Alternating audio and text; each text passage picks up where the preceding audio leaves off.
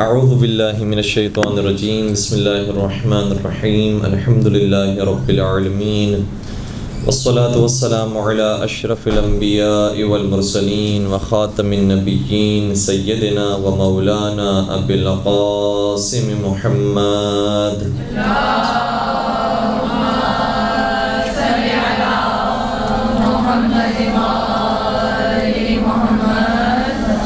وعلى أهل بيته الطيبين الطاهرين المعصومين المظلومين الذين أذهب الله عنهم الرجس وطهرهم تطهيرا.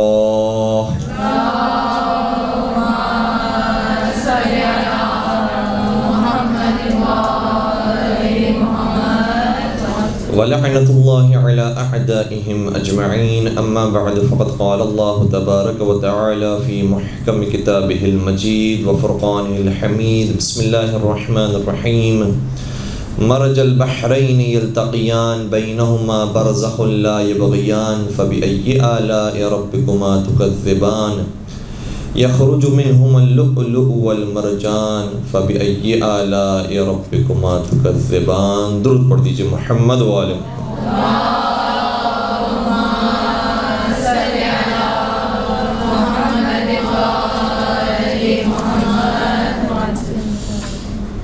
سرکار حضرت امام حسن مجتبیٰ علیہ السلام کی ولادت و سعادت کی تاریخ ہے.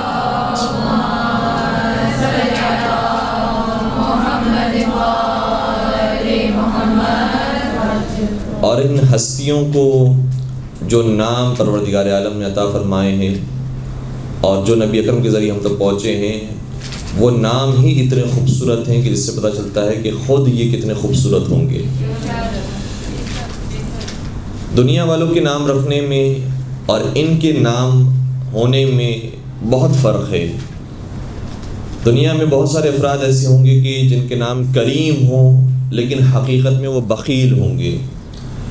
بہت سے ایسے لوگ ہیں کہ جو علی نام رکھتے ہوں لیکن پست ہوں. یا اسی طریقے سے بہت سے لوگ ہوں کہ جن کا نام عالم ہو لیکن حقیقت میں وہ اہل علم نہ ہوں. اگر ہو سکتا ہے تو اس کی آواز پلیز ٹھیک کروا لیجیے گا. بار بار آواز منقطع ہو رہی ہے, ہمارے لیے بھی پڑھنا مشکل ہو رہا ہے, شاید آپ کے لیے سمجھنا بھی مشکل ہو رہا ہوگا.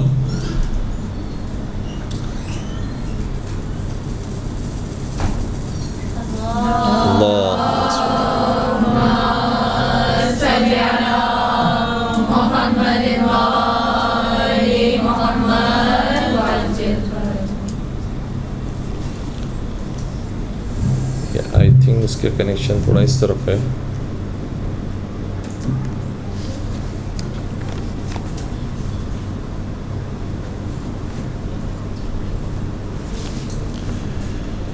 چلیں ہم دیکھتے ہیں انشاءاللہ اگر بات ہو سکی تو بات کرتے ہیں. تو دنیا والوں کے نام ہونے میں, نامور ہونے میں اور ان کے نام رکھے جانے میں بہت فرق ہے. ان کا جو نام ہوتا ہے وہی ان کا کردار ہوتا ہے.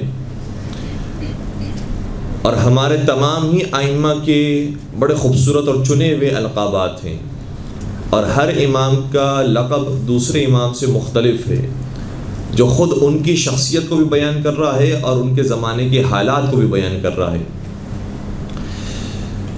اگر ہم بات شروع کر دیں حضرت محمد مصطفیٰ صلی اللہ علیہ وآلہ وسلم کی,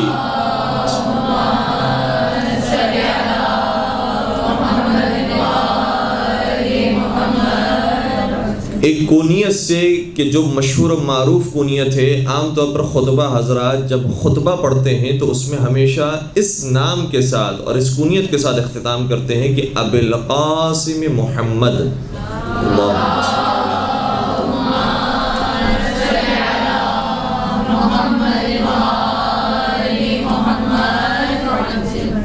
تو ہمارے ائمہ علیہ السلام سے سوال کیا گیا کہ پیغمبر اکرم کو ابو القاسم کیوں کہا جاتا ہے. ظاہراً آٹھویں سرکار سے سوال ہوا تھا. امام نے جواب دیا کہ چونکہ ان کے ایک بیٹے کا نام قاسم تھا اس لیے انہیں ابو القاسم کہا جاتا ہے. یعنی قاسم کے باپ, قاسم کے والد, اس لیے ابو القاسم انہیں کہا جاتا ہے کیونکہ ان کے بیٹے قاسم تھے. جو سوال کرنے والا تھا وہ ذرا ہوشیار اور سمجھدار اور ذہین شخص تھا. کہنے لگا کہ اگر اے امام آپ مجھے مزید کا اہل سمجھتے ہیں تو مزید عطا فرمائیے. تو امام نے فرمایا کہ یہاں ایک اور وجہ بھی ہے، اور وہ اس کی حقیقی وجہ ہے. یعنی آپ دیکھیں تو نبی اکرم کی اور بھی اولاد ہے. جناب ابراہیم کے بارے میں تو سبھی کا اتفاق ہے. اسی طریقے سے ایک بیٹے جن کا نام عبداللہ تھا، یا بعض کہتے ہیں طیب تھا یا طاہر تھا. تو کیوں نبی اکرم کے کنیت صرف ابو القاسم رکھی گئی؟ نہ ابو عبداللہ کہا جاتا ہے، نہ ابو طاہر کہا جاتا ہے، نہ ابو طیب کہا جاتا ہے، ابو القاسم کیوں کہا جاتا ہے؟ تو آٹھویں سرکار نے ظاہر ارشاد فرمایا کہ اس لیے نبی اکرم کو ابو القاسم کہا جاتا ہے چونکہ وہ علی کے بھی باپ ہیں، اور علی کا لقب قسیم الجنت والنار ہے. تو چونکہ وہ جنت اور جہنم کے تقسیم کرنے والے ہیں، اور جو تقسیم کرنے والا ہوتا ہے اسے قاسم کہتے ہیں، اور چونکہ نبی علی کے بھی احتراماً باپ شمار ہوتے ہیں، اس لیے انہیں ابو القاسم کہا جاتا ہے. اللہم صل علی محمد.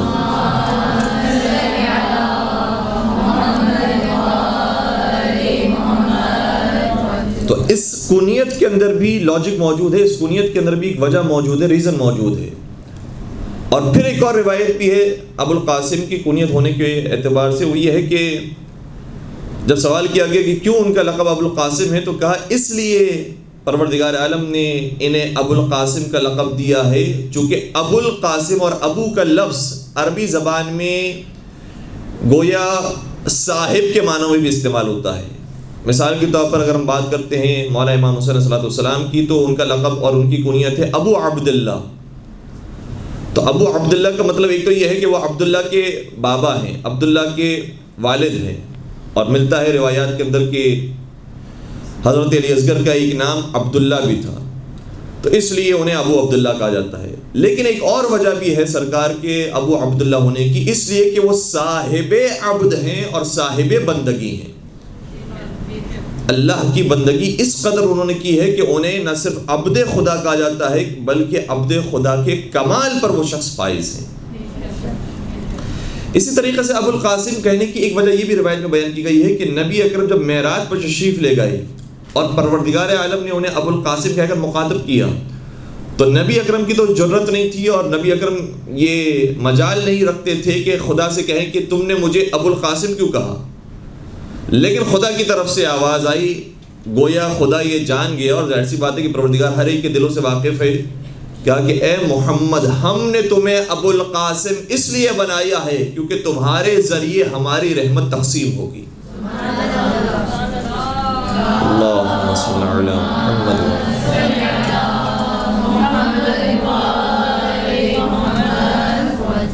تو ان ہستیوں کے نام کے اندر بھی وہی مطلب پایا جاتا ہے جو ان کی ذات کے اندر پایا جاتا ہے. اب آئیے اس روایت کی طرف جو ہمارے یہاں بڑی مشہور ہے، اور بعض علماء نے، یا کہنا چاہیے علماء اہل سنت نے زیادہ اس کی طرف فوکس کیا ہے، اور ہماری بعض کتابوں کے اندر پائی بھی جاتی ہے، لیکن ہم نے شاید پہلے بھی یہ بات عرض کی تھی اور اب دوبارہ سے دہرا رہے ہیں کہ امام حسن مجتبیٰ علیہ السلام اس اعتبار سے بھی مظلوم ہیں. نہ صرف یہ کہ ان کا ذکر کم کیا جاتا ہے، ان کی سیرت کم بیان ہوتی ہے، بلکہ اس اعتبار سے بھی مظلوم ہے کہ ان کے بارے میں جھوٹی روایتیں بھی بہت گڑھی گئی. ضعیف روایتیں کثرت کے ساتھ امام حسن کے بارے میں موجود ہیں، بہت زیادہ روایات موجود ہیں، اور بہت سارے مختلف موضوعات پر موجود ہیں، اور اس کی بھی مختلف وجوہات ہیں. دو وجہ اس کی اہم ترین ہے کہ جس زمانے میں امام حسن مجتبیٰ علیہ السلام کی امامت ہے، اس زمانے میں جو شخص حاکم وقت ہے وہ مشہور ہے عیاری میں اور مشہور ہے چالاکی میں. اس لیے جہاں اس نے مولا علی کے بارے میں جھوٹے باتیں گھڑنے کی کوشش کی اور دوسروں کے جھوٹے فضائل اس نے گھڑنے کی کوشش کی، اسی طریقے سے امام حسن علیہ السلام کی شخصیت کو بھی خراب کرنے کی کوشش کی. ایک یہ وجہ ہے. اور دوسری وجہ یہ ہے کہ جب بنی عباس کا دور آیا تو بنی عباس کے حکمرانوں نے پہلے یہ طے کیا تھا کہ جب حکومت ہمارے پاس آئے گی تو ہم سادات حسنی کو حق دیں گے، پیغمبر کے جو بڑے نواسے ہیں ان کو حق دیا جائے گا اور ان کی آل کو حق دیا جائے گا. لیکن جب وہ حکومت میں آئے تو سادات حسنی کو حق نہیں دیا گیا، اور چونکہ سادات حسنی نے مقابلہ کیا ان کا اور کہا کہ تم نے معاہدے کی خلاف ورزی کی ہے، اور مسلسل جنگ رہی ہے سادات حسنی کی خلفائے بنی عباسی کے ساتھ. تو پھر خلفائے بنی عباسی نے دوبارہ سے امام حسن مجتبی علیہ السلام کی سیرت اور ان کی شخصیت کو ٹارگٹ کیا اور کہا کہ تم فلاں کی اولاد ہو، تم فلاں کی نسل سے ہو، اور بہت ساری باتیں اس طریقے سے بھی امام حسن سے منسوب کی کہ جو امام حسن کی شخصیت میں موجود نہیں تھی۔ تو من جملہ ایک روایت یہ بھی ہے کہ امام حسن کا نام جب رکھنے کا وقت آیا، سرکار کی ولادت ہوئی، نام رکھنے کا وقت آیا، تو یہ بات منسوب کی جاتی ہے۔ اب میں یہ نہیں کہہ رہا کہ 100% یہ بات باطل ہے، لیکن جو قرائن نظر آتے ہیں، ورنہ تو ہم وہاں پر موجود نہیں تھے، آج ہم صرف علمی گفتگو کر سکتے ہیں، دلائل کے ساتھ بات کر سکتے ہیں، اس کے اوپر بات کی جا سکتی ہے کہ جب سرکار کی ولادت ہو گئی تو سوال کیا گیا کہ اے علی تم نے اس بچے کا نام کیا رکھا ہے؟ تو میرے مولا نے عرض کیا رسول اللہ سے کہ یا رسول اللہ میں نے اس بچے کا نام حرب رکھا ہے۔ حرب، حرب کا کیا مطلب ہوتا ہے؟ جنگ۔ بعض علماء نے کہا کہ علی چونکہ جنگجو تھے، جنگ پسند تھے، اس لیے ان کے یہاں جب ولادت ہوئی تو انہوں نے کہا کہ میرے بیٹے کا نام حرب ہونا چاہیے، جنگ۔ صحیح ہے، یہ کوئی عام اگر پہلوان ہو اور کوئی عام اس طرح کا شخص ہو کہ جو جنگ پسند ہو تو ہو سکتا ہے کہ وہ اپنے بچے کا نام اس طرح سے رکھے۔ اچھا، مزید پھر روایت آگے بڑھتی ہے۔ جب پہلے بیٹے کی ولادت ہوئی، سوال کیا کہ اے علی تم نے اس بیٹے کا نام کیا رکھا؟ کہا کہ حرب۔ پیغمبر نے فرمایا نہیں، حرب نام نہیں رکھو، حسن نام رکھو۔ دوسرے بیٹے کی ولادت ہوئی، پھر رسول اللہ نے سوال کیا اے علی تم نے اس دوسرے بیٹے کا نام کیا رکھا ہے؟ کہا کہ حرب۔ پیغمبر نے فرمایا نہیں، اس کا نام حرب نہیں، حسین رکھو۔ تو آپ محسوس کر رہے ہیں کتنا کانٹرڈکشن پائے جا رہا ہے مولا علی کے نظریات میں اور نبی اکرم کے نظریات میں، جبکہ علی کون ہے؟ انا مدینۃ العلم وعلی بابها۔ علی کون ہے؟ علی منی کنفسی روحک من روحی وطینتک من طینتی۔ اے علی تم میری مجھ سے ہو، جس طرح میرا اپنا نفس ہوتا ہے، تمہاری روح میری روح سے، تمہاری طینت میری طینت سے۔ اور یہ تو احادیث ہیں۔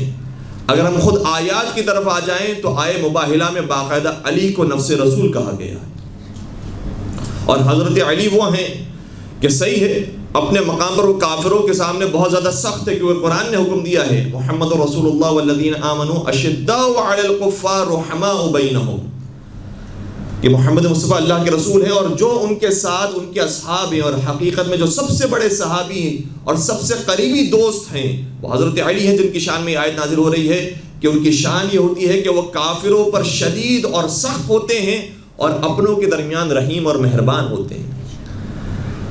تو حضرت علی صحیح کافروں پر سخت تھے، لیکن جب یتیموں کو دیکھ لیں تو علی سے زیادہ درد دل رکھنے والا اور کوئی نہیں تھا۔ نماز میں دیکھ لیں تو علی سے زیادہ پروردگار کے سامنے کانپنے والا اور کوئی نہیں تھا۔ اسی لیے علی مرتضیٰ کو عین اللہ بھی کہا جاتا ہے، لسان اللہ بھی کہا جاتا ہے، اذن اللہ بھی کہا جاتا ہے، ید اللہ بھی کہا جاتا ہے، اور ایک انداز سے نفس اللہ بھی کہا جاتا ہے کہ پروردگار کی مرضی خریدنے کے بعد گویا نفس سے خدا کے منزل پر آ گئے کہ جس نے علی کو راضی کر لیا گویا خدا کو راضی کر لیا۔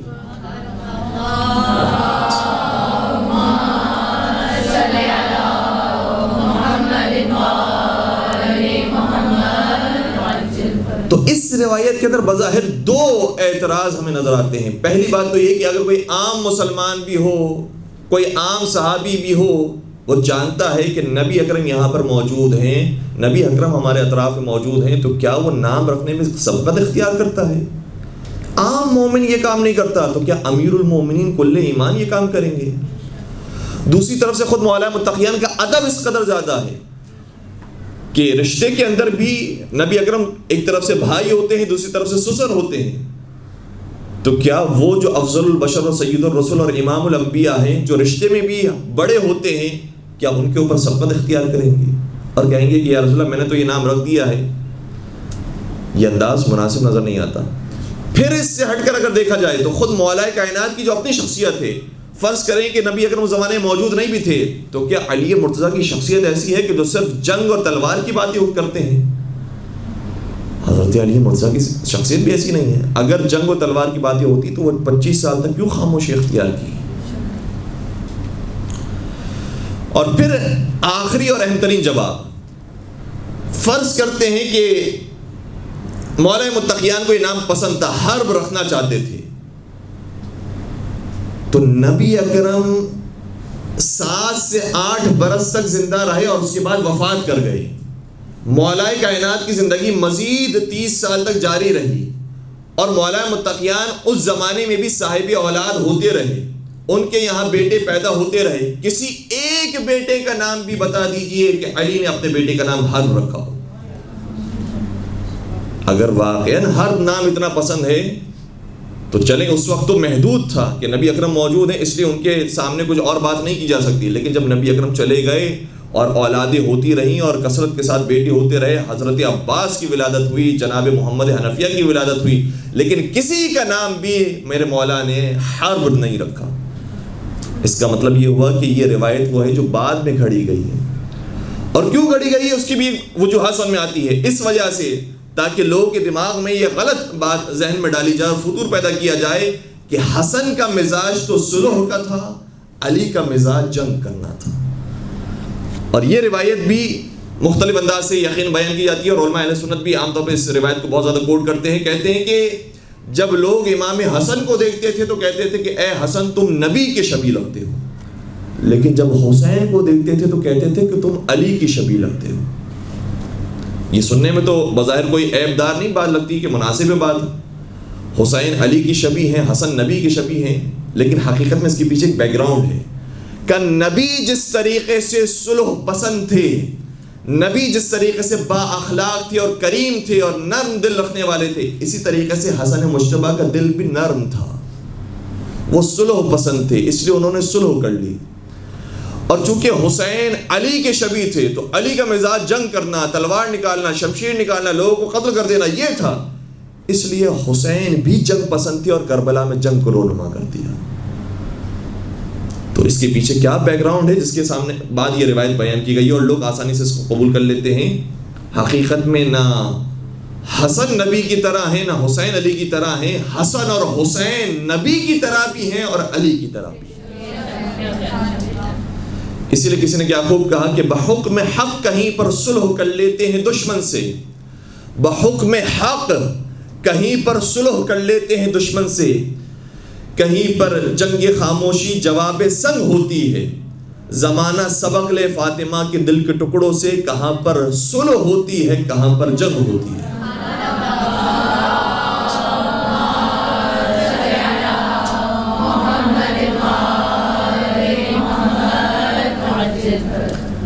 اب ہم بات کرتے ہیں مولا کی ولادت پر, اور کیا خوبصورت ولادت ہے کہ خود اس کا ذکر قرآن کریم کر رہا ہے.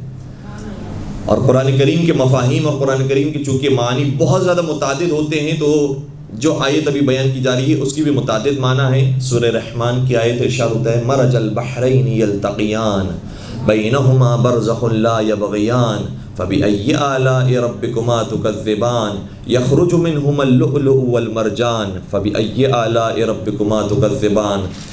پہلے تو ہم خود اس لفظ کو سمجھتے ہیں یہ کیوں کہا جا رہا ہے فبأي آلاء ربكما تكذبان. ترجمہ بہت جلدی میں کر دیا جاتا ہے اور یہ کر دیا جاتا ہے کہ تم خدا کی کون کون سی نعمتوں کو جھٹلاؤ گے, لیکن یہ اس کا صحیح ترجمہ نہیں ہے.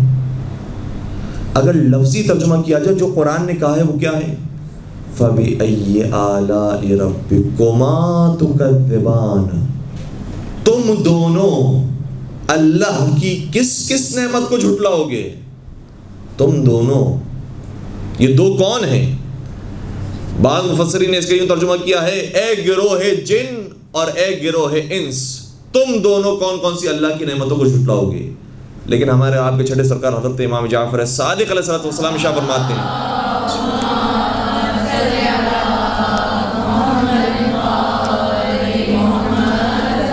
کہ پروردگار ان دو دشمنان اہل بیت سے مخاطب ہو رہا ہے کہ جو فضائل اہل بیت کے بغض میں مبتلا تھے, اور ان سے مخاطب ہو کر پروردگار یہ کہہ رہا ہے کہ تم دونوں خدا کی کن کن نعمتوں کو جھٹلاؤ گے.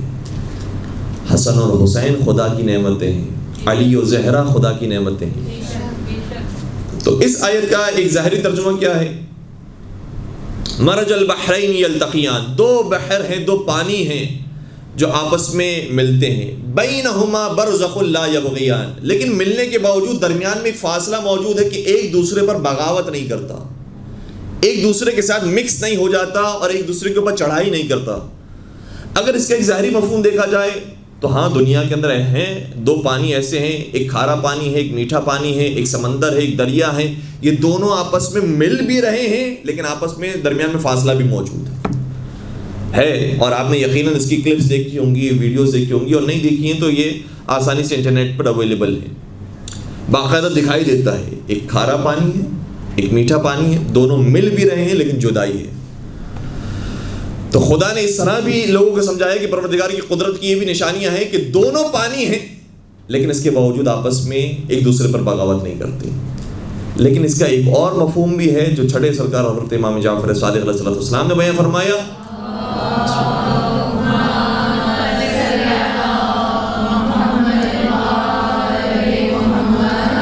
فرماتے ہیں علی و فاطمہ بحران عمیقان لا یبغی احدہما علی الاخر.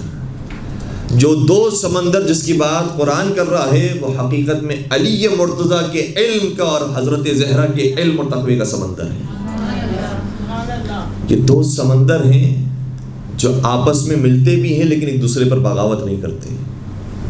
اور درمیان میں جو چیز شخصیت موجود ہے, بعض روایت میں ملتا ہے کہ برزخ سے مراد خود نبی اکرم کی ذات گرامی ہے کہ دونوں ایک دوسرے پر بغاوت نہیں کرتے اور تجاوز اختیار نہیں کرتے. دونوں اپنی اپنی حدود کے اندر ہیں اور دونوں عمیق سمندر ہیں. اور دیکھیں سمندر کی شان کیا ہوتی ہے کہ اوپر سے تو لگتا ہی ہے کہ بہت وسیع و عریض ہے لیکن کوئی جانتا نہیں ہے کہ مزید کتنا یہ عمیق اور گہرا ہے. ایک علی مرتضیٰ کا جلوہ وہ ہے کہ جو دنیا والوں نے دیکھا ہے کہ 60 برس کی زندگی گزار لی, اس طرح سے زندگی گزاری. یہ ہے علی مرتضیٰ کی شخصیت, یہ ان کا ظاہر ہے. ان کا ظاہر ہی بہت وسیع و عریض ہے لیکن جو ان کے باطن تک پہنچنا چاہتا ہے تو وہ مزید اور عمیق اور گہرا ہے. اس تک انسانی عقل نہیں پہنچ سکتی. اور پھر آگے بیان فرمایا یخرج منہم اللؤلؤ والمرجان.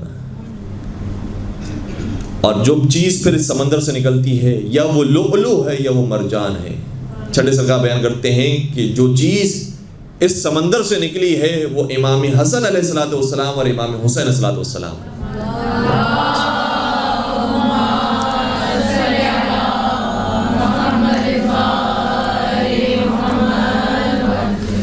پھر جب سرکار کی ولادت ہوئی تو ولادت کے بعد عقیقے کے سارے مسائل اس وقت دنیا والوں نے دیکھے کہ کس طریقے سے عقیقہ کیا جاتا ہے, کس طریقے سے سر حلق کروایا جاتا ہے, صدقہ کیا جاتا ہے, نام کا انتخاب کرنا.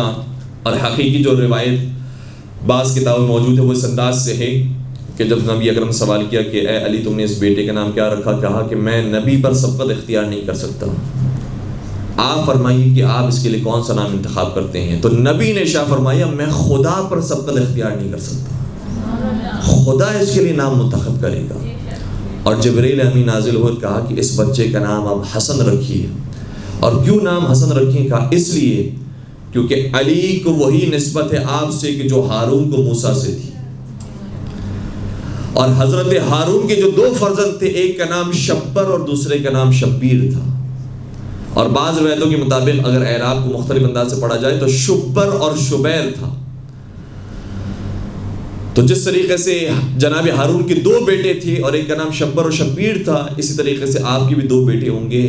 آپ شبر کے نام پر اپنے بیٹے کا نام حسن اور شبیر کے نام پر اپنے دوسرے بیٹے کا نام حسین رکھیے گا. اس لیے مولا حسین کو شبیر بھی کہا جاتا ہے یا شبیر بھی کہا جاتا ہے. اور اس طرح سے جب ولادت ہوئی اور نام گزاری ہو گئی, پھر یہ واقعہ بھی پیش آیا کہ جو اسماء بنت امیس تھی انہوں نے زرد رنگ کی چادر میں امام حسن کو لپیٹا, پیغمبر کی خدمت میں لے کر آئیں. تو پیغمبر نے فرمایا کہ نہیں, بیٹے کے لیے مناسب, اولاد کے لیے مناسب نہیں ہوتا کہ جو نومولود ہو اس کو زرد رنگ کے کپڑے میں لپیٹا جائے بلکہ سفید رنگ کے کپڑے میں لپیٹنا چاہیے. اور اس طرح سے یہ ساری سنتیں اب بننا شروع ہوئی کہ ولادت ہو تو کیا کیا انسان کو اعمال انجام دینے چاہیے, آداب کن کن چیزوں کا خیال رکھنا چاہیے. پھر اس کے بعد نبی اکرم نے فرمایا 7ویں دن سر کے بال منڈوائے جائیں اور اس بال کے وزن کے مطابق صدقہ رائے خدا میں خرچ کیا جائے, عقیقہ کروایا جائے. امام حسن مصطفیٰ علیہ السلام کے نام پر 2 جانور کی قربانی ہوئی اور عقیقے کا گوشت تقسیم کیا گیا. اور جو داعیہ تھی اس کو بہترین حصہ عقیقے سے دیا گیا.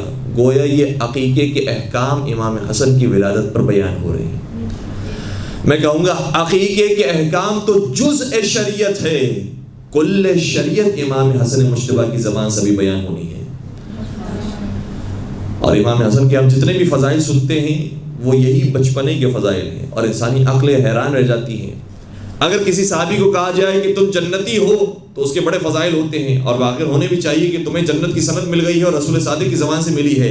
لیکن جان لیجئے کہ امام حسن مجتبیٰ علیہ السلام کو، امام حسین علیہ السلام کو جنت کی بشارت نہیں مل رہی، جنت کی سرداری کی بشارت مل رہی. اور یہ بتایا ہے کہ اسی بچپنے میں ہم تمہیں بتاتے ہیں کہ تمہاری عاقبت کیسی ہونے والی ہے، تمہارا اختتام کیسے ہونے والا ہے، اور یہ بھی بتاتے ہیں کہ اس اختتام کے بعد تم محشر میں کس حالت میں لائے جاؤ گے. دنیا والے نہیں جانتے ہیں کہ ہماری عاقبت بھی بخیر ہوگی یا نہیں ہوگی، لیکن نبی اکرم بیان کر کے جا رہے ہیں کہ حسن مجتبیٰ، حسین سید الشہداء یہ وہ ہیں کہ جن کی عاقبت بھی بخیر ہے، اور یہ میدان محشر میں سید و سردار بنا کر لائے جائیں گے. مجھے یہ جملہ کیوں کہنا پڑا؟ ظاہر سی بات ہے کہ آپ سب جانتے ہیں، سمجھدار ہیں، لیکن یہ مجھے کہنا اس لیے پڑا کیونکہ بعض لوگوں نے اس نام پر کتابیں لکھی ہیں، نعوذ باللہ. اور حکومت وقت کو ذرا توجہ کرنی چاہیے کہ کیا کوئی یہ مسلمان ہوتے ہوئے جرأت کر سکتا ہے کہ اس نام سے کتاب لکھی ہے؟ باغی، اب میری جرأت نہیں ہو رہی کہ جملہ ادا کروں، باغی حسین کہہ کر عنوان دے کر یہ کتابیں لکھی گئی. رسول صادق نے جنت کی بشارت نہیں دی، انہیں جنتیوں کے سردار ہونے کی بشارت دی ہے. اور جنت کی سرداری کردار اور ایمان پر ملتی ہے، رشتہ داری کی بنیاد پر نہیں ملتی. اگر رشتہ داری کی بنیاد پر ملنی ہوتی تو حضرت نوح علیہ السلام کی زوجہ کو بھی رشتہ داری کی بنیاد پر جنت مل جاتی، حضرت لوط علیہ السلام کی زوجہ کو بھی رشتہ داری کی بنیاد پر جنت مل جاتی. لیکن خدا کے نزدیک رشتہ داریاں کام نہیں آتی ہیں، ایمان اور عمل صالح کام آتا ہے.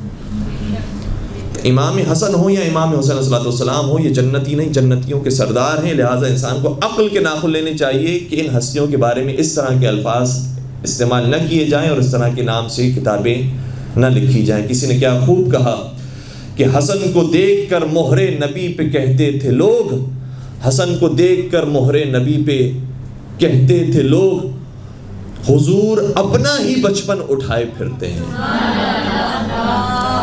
اللہم صل علی محمد.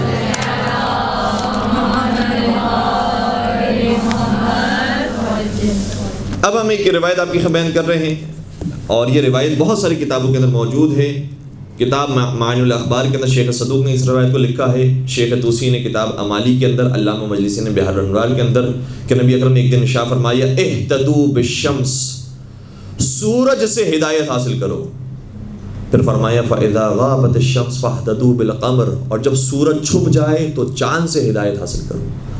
وَإِذَا غَابَ الْقَمَرُ فَاهْتَدُوا بِالزُّهْرَةِ، اور اگر چاند بھی چھپ جائے تو زہرہ نامی ستارے سے ہدایت حاصل کرو. فَإِذَا غَابَتِ الزُّهْرَةُ، اور وہ ستارہ بھی چھپ جائے تو ہدایت حاصل کرو فرقدین سے، دو اور خوبصورت اور چمکدار ستاروں سے. سب حیران ہو گئے کہ وہ رسول کے جو اب تک ہمیں آفتاب پرستی سے روکتا رہا، سورج پرستی سے، چاند پرستی سے روکتا رہا، ستارہ پرستی سے روکتا رہا، آج خود یہ کہہ رہے ہیں کہ چاند سے ہدایت حاصل کرو، سورج سے ہدایت حاصل کرو، ستاروں سے ہدایت حاصل کرو. اس کا مقصد کیا ہے؟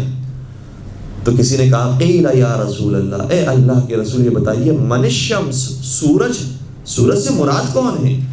فرمایا قال انا، میں سورج ہوں.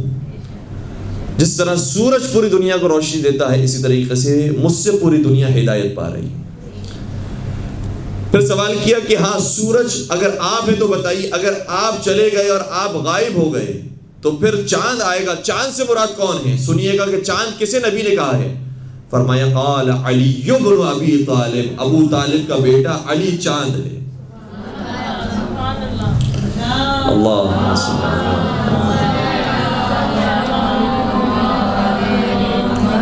پھر نبی نے شاہ فرمایا تھا جب چاند بھی چھپ جائے تو زہرہ، ستارے سے تم ہدایت حاصل کرو. سوال کیا من الزہرہ، زہرہ سے مراد کون ہے؟ تو فرمایا فاطمہ الزہرا سلام اللہ علیہ.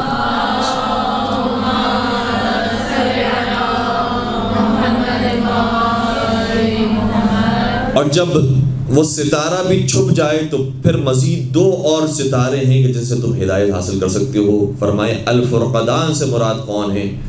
تو نبی اکرم نے شاہ فرمایا ہم الحسنان، یہ حسن اور حسین وہ ہیں جو 2 ستارے ہیں جو تمہاری ہدایت کریں گے. تو گویا نبی اکرم نے بیان کر دیا کہ یہ ہستیاں وہ ہیں جو ہدایت دینے والی ہیں، تم وہ ہو جو ہدایت لینے والے ہو. خبردار کوئی ایسا وقت نہ آ جائے کہ جو ہدایت لینے والے ہیں وہ ہدایت دینے کی کوشش کریں، اور جو ہدایت دینے والے ہیں انہیں اتنا مجبور کر دیا جائے کہ وہ ہدایت دے نہ سکیں. سرکار امام حسن مجتبیٰ علیہ السلام کے علم پر چونکہ ذرا کم گفتگو کی جاتی ہے، تو ایک روایت بڑی خوبصورت ہے جو حاکم شام کے زمانے پیش آئی کہ حاکم شام سے ظاہراً جب صلح ہو گئی تو ایک مقام سے حاکم شام اور مولا امام حسن گزر رہے تھے. تو حاکم شام نے کہا کہ میں نے سنا ہے کہ آپ کے جو نانا ہیں رسول اللہ ہیں وہ اتنا علم رکھتے تھے کہ باغ پر نگاہ کرتے تھے اور بتا دیتے تھے کہ اس باغ میں کتنی کھجوریں ہیں اور اس کا وزن کتنا ہوگا، کتنے کلو کی کھجوریں اس باغ کے اندر پائی جاتی ہیں. سرکار نے بیان کیا کہ ہاں بالکل ایسا ہی ہے. بلکہ ایک اور جملہ شاہ فرمایا جس کی وجہ سے حاکم شام کے تعجب میں بہت اضافہ ہوا. کہا کہ وہ میرے نانا رسول خدا تھے کہ جو باغ کے اندر موجود کھجوروں کے وزن کو بیان کیا کرتے تھے، لیکن میں باغ میں موجود کھجوروں کی تعداد بھی جانتا ہوں. اور یقیناً رسول اللہ بھی جانتے ہوں گے، لیکن اس زمانے میں وہ ظرفیت تھی اور اس زمانے میں اتنا بیان کر دینا کافی تھا. لیکن آج کا زمانہ اور جو سوال کرنے والا تھا وہ سمجھ رہا ہے کہ ان کا علم ذرا کم ہے. کہا کہ نہیں، رسول اللہ کا علم تھا ہی لیکن ہمارا علم بھی کم نہیں ہے. پھر سوال کیا اس نے کہ اچھا یہ بتائیے کہ ان باغات کے اندر کتنی کھجوریں موجود ہیں؟ سرکار نے باغ پر نگاہ کیا، فرمایا 4004 کھجوریں، 4004 کھجور کے دانے اس باغ کے اندر موجود ہیں. حاکم شام نے حکم دیا کہ سارے باغ کے اندر جتنی کھجوریں موجود ہیں سب کو جمع کیا جائے اور سب کو گنا جائے. افراد مقرر کیے گئے، اتاری گئی کھجوریں، سب کو گنا گیا ایک ایک کر کے. اور جب ساری کھجوریں گن لی گئی تو خوشی خوشی وہ شخص آیا اور حاکم شام کو اطلاع دی کہ یہ ملا کر 4004 نہیں 4003 کھجوریں بنتی ہیں. حاکم شام کو خوشی ہوئی اور کہا کہ اے حسن تمہارا حساب غلط نکلا، تم نے کہا تھا 4004 کھجوریں، اس میں 4003 کھجوریں ہیں. امام نے شاہ فرمایا خدا کی قسم نہ کبھی ہم نے جھوٹ کہا ہے نہ خدا نے ہم سے کبھی جھوٹ کہا ہے. اور یہ بیان فرمایا ہی تھا کہ وہ شخص کہ جو کھجوریں اتارنے والا تھا وہ خود ایک اپنے دہن میں کھجور رکھ کر کھانے والا تھا. امام نے فرمایا دیکھو وہ ایک کھجور ہی ہے. مل کے درود پڑھ دیجئے محمد و آلہ.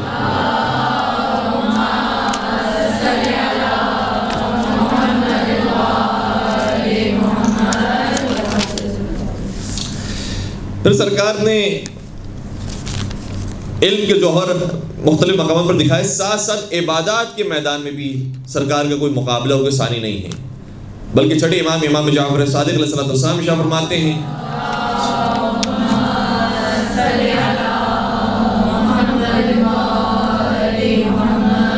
دیکھیے کسی عام انسان کی گواہی نہیں ہے، امام معصوم کی گواہی ہے. ان الحسن ابن علی کان اعبد الناس فی زمانہ، حسن ابن علی اپنے زمانے میں سب سے بڑے عبادت گزار تھے. وازہدہم وافضلہم، اور اپنے زمانے کے سب سے بڑے زاہد تھے اور سب سے افضل انسان تھے.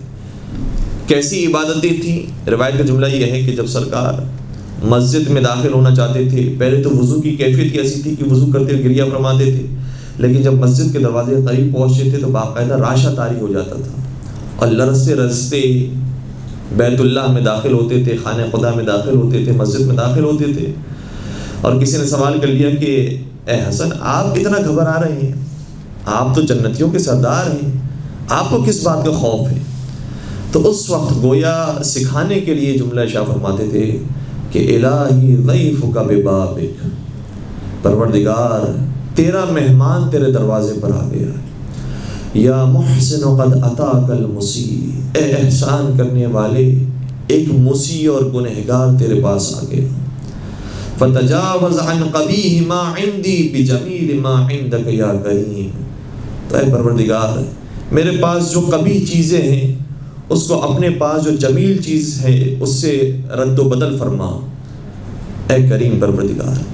اور یہ جو جملے ہیں مولا کے، یہی جملے ہمیں بیان کیے گئے ہیں کہ مستحب ہے کہ انسان جب مسجد میں داخل ہو تو اسی طریقے سے جملے ادا کیا کرے کہ پروردگار تیرا مہمان تیرے دروازے پر آ گیا ہے، اے احسان کرنے والے، ایک گنہگار تیرے دروازے پر آیا ہے، تیری طرف آیا ہے اور اپنے ساتھ قبیح اعمال کو لے کر آیا ہے، لیکن اسے معلوم ہے کہ تیرے پاس جمیل چیزیں موجود ہیں، تیرے پاس خیر موجود ہے، ان جمیل چیزوں کو میرے اس قبیح عمل سے بدل دے اے کریم پروردگار. اور پھر اسی طریقے سے جب سرکار حج پر جایا کرتے تھے تو بہت گریہ فرماتے تھے، یہاں تک کہ جو ہماری یہ رسم ہے نا، اربعین کے موقع پر ہم عام طور پر پیدل جاتے ہیں یا دیگر مناسبتوں پر زیارت کرنے کے لیے جاتے ہیں تو پیدل جاتے ہیں. تو ایک تو یہ کلچر کیسا بن گیا ہے، ایک ہماری پہچان بن گئی ہے، شیعوں کی پہچان ہے ماشاءاللہ سے، پوری دنیا میں اس طرح سے اب پہچانا جا رہا ہے کہ کتنا پرامن اجتماع ہوتا ہے شیعوں کا. تو اس کے اندر جہاں بہت سارے دیگر وجوہات ہیں، ایک وجہ یہ ہے کہ خود امام حسن جب حج اور عمرے کے لیے جایا کرتے تھے تو پیدل جایا کرتے تھے، پاپیادہ جایا کرتے تھے. اور عجیب بات یہ ہے کہ ان کے ساتھ سواری بھی ہوتی تھی، اپنے ساتھ مرکب رکھتے تھے لیکن اس کے اوپر سوار نہیں ہوتے تھے، پیدل چلتے تھے. تو کسی نے سوال کیا اور بہرحال اعتراض ذہن میں آتا ہے کہ جب آپ کے پاس یہ چیز موجود ہے تو اسے استعمال کیوں نہیں کرتے؟ فرماتے ہیں کہ جس عظیم ہستی کی بارگاہ میں میں جا رہا ہوں، میں جرت نہیں کر سکتا کہ اس کے سامنے سوار ہو کر جاؤں. یہی ہماری بھی کیفیت ہے کہ جس عظیم ہستی کی ہم زیارت کرنے کے لیے جا رہے ہوتے ہیں، جرت نہیں کرتے کہ ہم سوار ہو کر اس کی بارگاہ میں حاضر ہوں. یہ ادب کا تقاضا ہے، کوئی واجب نہیں ہے، لیکن ادب کا تقاضا ہے کہ اس طرح سفر کیا جائے. اور سرکار جب حج پر جاتے تھے کتنے حج انجام دیے؟ نبی اکرم کے بارے میں تو ہے کہ ایک حج نبی اکرم نے کیا، لیکن امام حسن مجتبی علیہ السلام نے 25 حج کیے تھے. اور جن میں سے ایک روایت کا جملہ یہ ہے، اچھا بعض روایتوں میں 20 حج کا ذکر بھی ہے، بعض میں 25 کا ذکر ہے، لیکن جو حج انہوں نے پاپ پیادہ کیے تھے اس کے بارے میں ہے کہ امام حسن نے 20 حج پاپ پیادہ کیے تھے، پاپ پیادہ کیے تھے. اور جاتے بھی پیدل تھے، تشریف لاتے تھے تب بھی پیدل تشریف لاتے تھے. بہت سو نے اعتراض کیا اور مختلف انداز سے اعتراض کیا، بڑے بڑے صحابہ نے، تابعین نے اعتراض کیا کہ اے حسن آپ جو یہ پیدل جاتے ہیں اس کی وجہ سے ہم سوار نہیں ہو پاتے. لوگ کہتے ہیں کہ جب نواز رسول اس طرح سے جا رہا ہے حج کرنے کے لیے تو تم کیا ان سے افضل ہو جو تم سوار ہو کر جاتے ہو، اس لیے آپ کی وجہ سے ہمیں بھی پیدل ہونا پڑتا ہے. تو امام فرماتے تھے کہ نہیں، تمہارے لیے ذمہ داری نہیں ہے، تم اگر سوار کے ساتھ سفر کرنا چاہو تو تم سفر کر سکتے ہو. گویا فرق ہو گیا. کچھ لوگ ایسے ہیں جو مجبوراً بعض اعمال انجام دے رہے ہوتے ہیں اور کچھ ہستیاں ایسی ہوتی ہیں جو پورے اختیار کے ساتھ ادب و آداب کا خیال رکھیں. پھر سرکار جب حج کر کے واپس آتے تب بھی پیدل ہی واپس آ رہے ہوتے، پاپیادہ ہی واپس آ رہے ہوتے. اچھا یہ کیوں سواری رکھتے تھے؟ اس بارے میں بھی علماء نے بحث کی ہے کہ اگر پیدل ہی جانا تھا تو بہتر ہوتی کہ اپنے مرکب کو اپنے وطن میں چھوڑ کر جاتے اور ویسے ہی پیادہ چلے جاتے. پھر علماء نے اس کی وجوہات بیان کی، شاید یہ وجہ ہو، شاید یہ وجہ ہو، شاید وہ وجہ ہو. فرمائے کہ پہلی وجہ ہو سکتا ہے یہی ہو کہ امام حسن جب سفر میں جائیں تو ظاہری اعتبار سے دیکھا جائے تو نہیں معلوم انسان کو کب اس کی حالت خراب ہو جائے، کب طبیعت بگڑ جائے، بیمار ہو جائے، مریض ہو جائے اور حج نہ کر سکے اگر اس کے پاس مرکب نہ ہو. اس لیے امام احتیاطاً اپنے ساتھ سواری رکھتے تھے کہ اگر خدا نہ خاصہ ضرورت پیش آئی تو پھر سوار ہو کر حج پر چلے جائیں گے. ایک وجہ یہ. دوسری وجہ یہ بیان کی کہ اگر فرض کریں امام اپنے ساتھ سواری رکھتے ہی نہیں تو دنیا والے کہتے کہ چونکہ حسن کے پاس سواری نہیں ہے اس لیے پیدل جا رہے ہیں. اگر سواری ہوتی تو سوار ہو کر جاتے، تو امام اپنے ساتھ لے کر جاتے سواری، دیکھو ہمارے پاس سواری ہے اس کے باوجود ہم پیدل جا رہے ہیں. یہ دوسری وجہ بیان کی. تیسری وجہ ہے، تیسری وجہ یہ ہے کہ امام اپنے ساتھ مرکب اپنی خاطر نہیں رکھتے تھے بلکہ راستے میں چلنے والے مسافروں کی خاطر رکھتے تھے کہ مجھے ضرورت پیش آئے یا نہ آئے، لیکن راستے میں اگر راہ چلتا ہو کوئی راہگیر مل گیا، کوئی مسافر مل گیا اور وہ پریشان حال ہوا تو اس کو یہ مرکب دے دیا جائے گا تاکہ وہ اس پر سوار ہو جائے. تو اپنے ساتھ مرکب رکھتے تھے اور اس طرح سے جایا کرتے تھے اور واپس آتے تھے. جب واپس آ رہے ہوتے تھے تو کبھی کبھار یہ واقعہ پیش آیا جس میں سے ایک واقعہ بڑا متاثر کن ہے وہ یہ ہے کہ امام کے پیروں میں ورم آ گئے ہیں۔ ظاہر سی بات ہے کہ آج تو ہم کچھ قدم چلتے ہیں تو ہمارے پیروں میں ورم آ جاتے ہیں، پیر پیپ سے بھر جاتے ہیں۔ سرکار اتنا طولانی سفر طے کرتے تھے اور واپس آتے تھے تو پیر بہت زیادہ متورم ہو گئے۔ امام نے شاہ فرمایا کہ تم پریشان نہ ہو، کچھ ہی فاصلے پر ایک منزل آنے والی ہے جہاں پر پڑاؤ ڈالا جاتا تھا پرانے زمانے میں، وہاں پر ایک سیاہ رنگ کا شخص نظر آئے گا، یعنی گویا حبشی کوئی شخص ہوگا، اس کے پاس روغن موجود ہے، اس کو کہنا کہ وہ روغن مجھے دے دے، اور تم اسے جب قیمت دو گے اس کی تو اس سے بحث نہ کرنا، یہ نہ کہنا کہ ذرا کم کر دو اور جو ہے وہ امام کے لیے لے کر جایا جا رہا ہے اس لیے تھوڑی سی اس کے اندر گنجائش نکال دو، کہ جو وہ کہے اتنے اسے پیسے دے دینا۔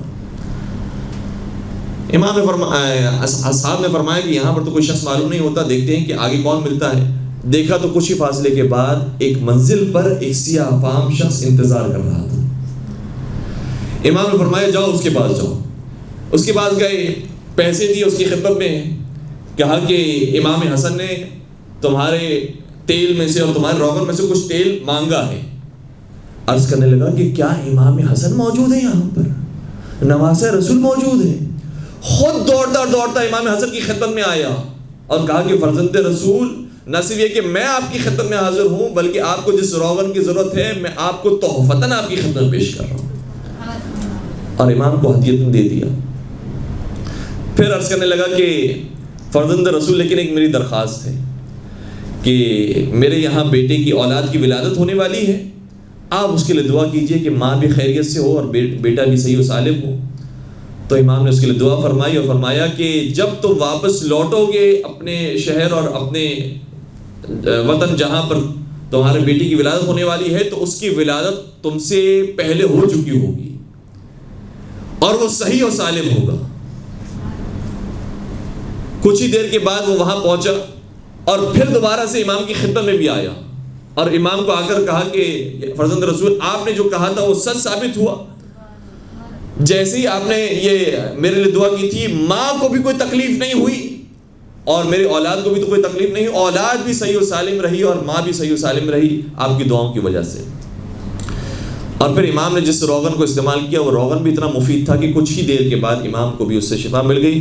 لیکن گویا امام یہ بتانا چاہ رہے تھے کہ اگر دینے والے کا اخلاص ہو تو پھر لینے والے کو جلدی اثر ملتا ہے اور اس سے شفا مل جاتی ہے۔ اور یہ واقعہ اس سے ملتا جلتا واقعہ ہمیں جناب تمار میثم تمار کے سامنے بھی نظر آتا ہے کہ جب مولا متقیان کی اس کی دکان پر موجود تھی اور کچھ لوگ آئے کھجور لینے کے لیے، امام نے کہا کہ یہ کھجوریں لے کر جاؤ اور جو اس کے پیسے بنتے ہیں وہ رکھ کر جاؤ۔ جب وہ چلا گیا جناب میثم تمار آیا، کہا کہ یا علی مرتضیٰ اے امیر المومن، کچھ بکائی ہوئی، کچھ کوئی چیز بیچی؟ کہا کہ ہاں ایک شخص آیا تھا، کچھ کھجوریں لے کر گیا اور یہ وہ پیسے رکھ کر گیا ہے۔ میثم تمار ان پیسوں کو دے کر مسکرا کر کہتے ہیں کہ یا امیر المومنین، وہ کھوٹے سکے رکھ کر چلا گیا ہے، آپ نے دیکھا نہیں کہ وہ سکے ٹھیک تھے اور چلنے والے رائج الوقت تھے یا نہیں تھے؟ امام نے شاہ فرمایا اگر اس نے ہمارے ساتھ دھوکہ کیا ہے تو اس کے ساتھ بھی اچھا نہیں ہوگا۔ اور تھوڑی دیر نہیں گزری تھی کہ وہ شخص روتا روتا آیا اور کہا کہ یہ کھجوریں مجھ سے واپس لے لو اور میرے پیسے واپس دے دو، میں کھجوریں نہیں لینا چاہتا۔ کہا کیا ہوا کھجوروں؟ کہا کہ جو کھجوریں میں لے کر گیا تھا وہ سب کی سب تلخ اور کڑوی نکلی۔ تو امام نے فرمایا کہ جو تم نے دیا تھا اس کے بدلے تمہیں یہی ملنا چاہیے تھا۔ تو کبھی کبھار یہ بھی ہوتا ہے کہ جیسا انسان کرتا ہے ویسے ہی پروردگار اس کے ساتھ بھی سلوک اور برتاؤ کرتا ہے، اور بہت اچھا ہوتا ہے کہ دنیا میں یہ مثالیں ہمارے سامنے آ جاتی ہیں جس کے بعد ہمیں سمجھ میں آتا ہے کہ دنیا میں انسان جیسا کرے گا ویسے ہی دنیا میں انسان کاٹے گا بھی۔ درود پڑھ دیجیے گا محمد و آل محمد۔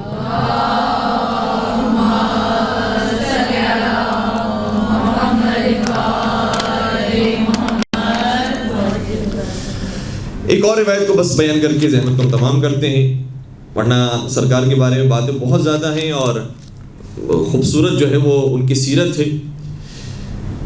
ایک بات یہ ہے کہ یہ بھی تصور ہے کہ امام شاید خطبہ دینے میں اتنی جرت نہیں رکھتے تھے کہ جو جرت اور شجاعت امام حسین میں موجود تھی۔ گفتگو کرنے میں ذرا نرم تھے اور سہل انگیزی سے کام لیتے تھے۔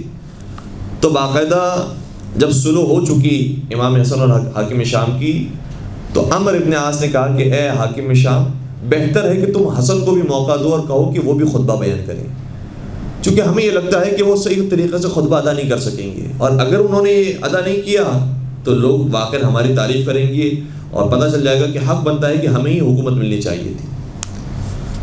حاکم شام کو یہ مشورہ بڑا پسند آیا اور کہا کہ اے حسن مجتبیٰ، ماشاءاللہ آپ بہت بڑے خطیب ہیں، آپ کے خاندان میں علم اور فضل موجود ہے، تو میں چاہتا ہوں کہ آپ ممبر پر تشریف لائیں اور آپ خطابت فرمائیں۔ امام کو موقع ملا تو امام اسی طریقے سے ممبر پر آئے جس طریقے سے مولا سید سجاد دربار یزید میں آئے تھے، اور جس طرح سے مولا سید سجاد نے بتایا تھا کہ میرے بابا کون ہے اور میرے چچا کون ہیں، اسی طریقے سے امام حسن نے وہی بیان کیا کہ میرے بابا کون ہے اور میرے نانا کون ہے، اور جب ممبر پر تشریف لائے تو اس انداز سے خطاب کیا۔ اس کے کچھ جملے میں آپ کی بیان کر رہا ہوں۔ بیان فرمانے لگے کہ ایھا الناس من عرفنی فقد عرفنی، یہی انداز مولا سید سجاد کا بھی تھا۔ اے لوگو، جو مجھے جانتے ہیں وہ مجھے جانتے ہیں، ومن لم یعرفنی فانا الحسن بن علی، اور جو مجھے نہیں جانتے تو پہچان لیں کہ میں علی کا بیٹا حسن ہوں۔ بلدی مکہ و منا، میرا شہر مکہ ہے اور منا ہے، وانا ابن المروہ والصفا، اور میں صفا اور مروہ کا بھی بیٹا ہوں، گویا میں ابراہیم اور اسماعیل کا بیٹا ہوں۔ وانا ابن النبی المصطفیٰ، اور میں محمد مصطفیٰ کا بیٹا ہوں۔ اور خود نبی اکرم بھی فرمایا کرتے تھے کہ یہ میرے بیٹا ہے، یہ علی کا بیٹا نہیں، میرا بیٹا ہے۔ اور باقاعدہ جملہ یہ ہے کہ ہر نبی کو بیٹا نصیب ہوا تو انہی کے صلب سے ہوا، لیکن مجھے جو اولاد نصیب ہوئی وہ صلب علی ابن ابی طالب سے نصیب ہوئی۔ اور پھر قرآن کی آیت یہ کہہ رہی ہے کہ مباہلہ کے میدان میں اپنے بیٹوں کو لے کر آؤ، تو نبی کے بیٹے بن کر چلے ہیں تو علی کے بیٹے ہی حسن و حسین چلے ہیں۔ فرمایا انا ابن النبی المصطفیٰ، میں نبی مصطفیٰ کا بیٹا ہوں۔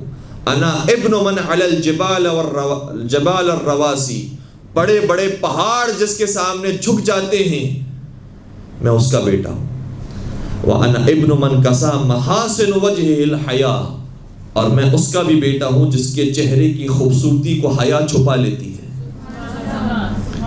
انا ابن فاطمہ الزہرا سیدۃ النساء، میں خواتین کی سردار فاطمہ زہرا کا بیٹا ہوں۔ اللہم صل علی محمد۔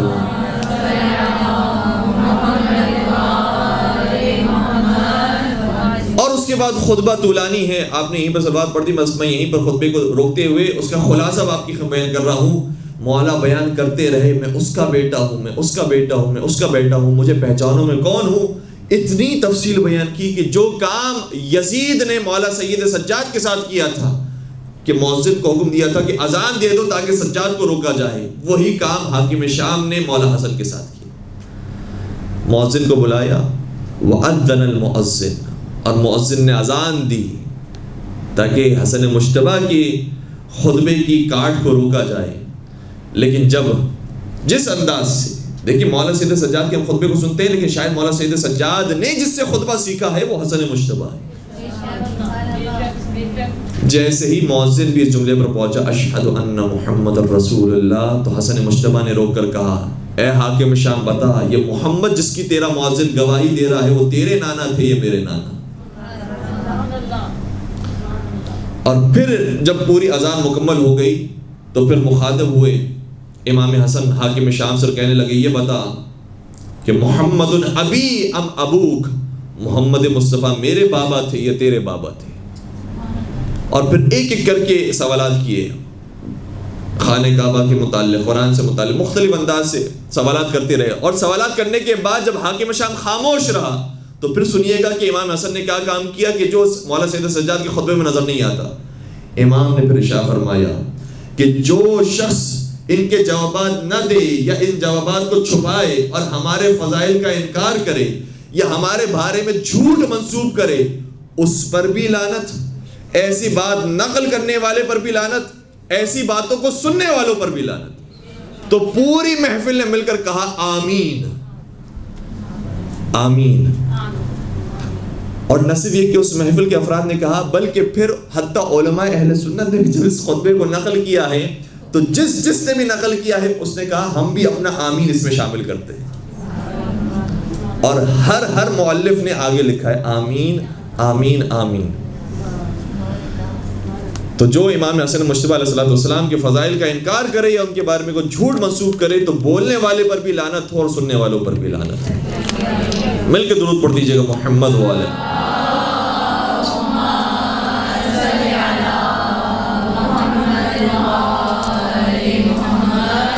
بس پروردگار سے ہم دعا کرتے ہیں کہ پروردگار ہمیں امام حسن مجتبیٰ علیہ السلام کی، ان کے آباء اجداد کی، ان کے خاندان کی اور ان کی اولاد کی محبت نصیب فرمائے، اور ہمارے قدم کو ان کے نقش قدم پر چلنے کی توفیق نصیب فرمائے، سیرت محمد وآل محمد پر ایمان پیرا ہونے کی توفیق نصیب فرمائے، ان کی زیارت زندگی میں اور زندگی کے بعد بھی نصیب فرمائے، ہماری بچوں میں ان کی محبت نازل فرمائے۔